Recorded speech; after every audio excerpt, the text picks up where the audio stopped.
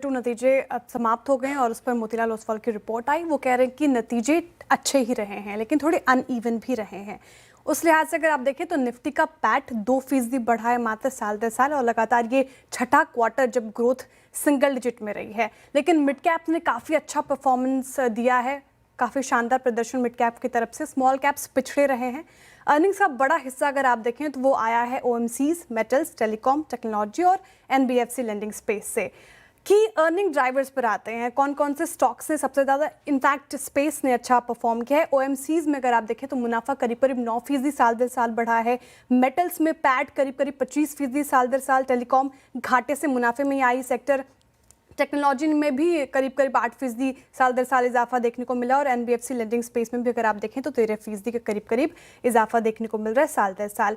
इन 5 sectors का contribution अगर आप देखें तो वो अर्निंग्स का 90% रहा है। मोतीलाल का मानना है कि अगर आप मार्केट कैप परफॉर्मेंस देखें तो लार्ज कैप की परफॉर्मेंस इन लाइन ही रही है, एस्टिमेशंस के मुताबिक ही रही है, जहां पैट मात्र 10% साल दर साल बढ़े हैं। लेकिन स्ट्रॉन्ग सेक्टर अगर आप लार्ज कैप्स में देखें तो वो ऑयल एंड गैस, टेलीकॉम, साथ ही मेटल्स और टेक्नोलॉजी रहे हैं। मिड कैप्स ने शानदार परफॉर्मेंस दिया।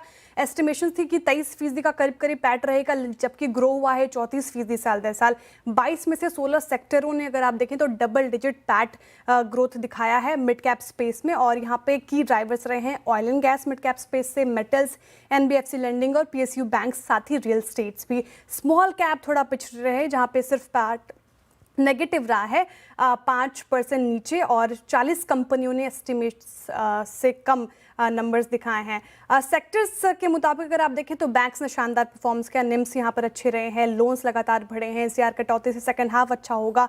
एनबीएफसी लेंडिंग स्पेस में अच्छी तेज़ी और एसेट क्वालिटी पर सीजनल दबाव जारी है, लेकिन वहाँ पर भी आप देखें तो आने वाले क्वार्टर्स में और बढ़ोतरी देखने को मिल सकती है। कंज्यूमर स्पेस भी ठीक ठाक रहा, मोतीलाल कह रहे हैं, और मांग ठीक रही है, लेकिन जीएसटी बदलाव प्लस लंबा मॉनसून ने थोड़ी ग्रोथ दबाई। लेकिन ओवरऑल देखिए ऑयल एंड गैस, टेक्नोलॉजी, यहाँ पे भी हल्का रिवाइवल है। मेटल्स में अगर आप देखें तो फेरस में, एबिटा में शानदार यहाँ पे वॉल्यूमिनस ग्रोथ देखने को मिल रही है। तो कुछ सेक्टर्स और स्पेसेस जहाँ पर आपको फोकस करना चाहिए। मतलब मोटा मोटी अच्छे नतीजे, सीजन अच्छा रहा सीजन।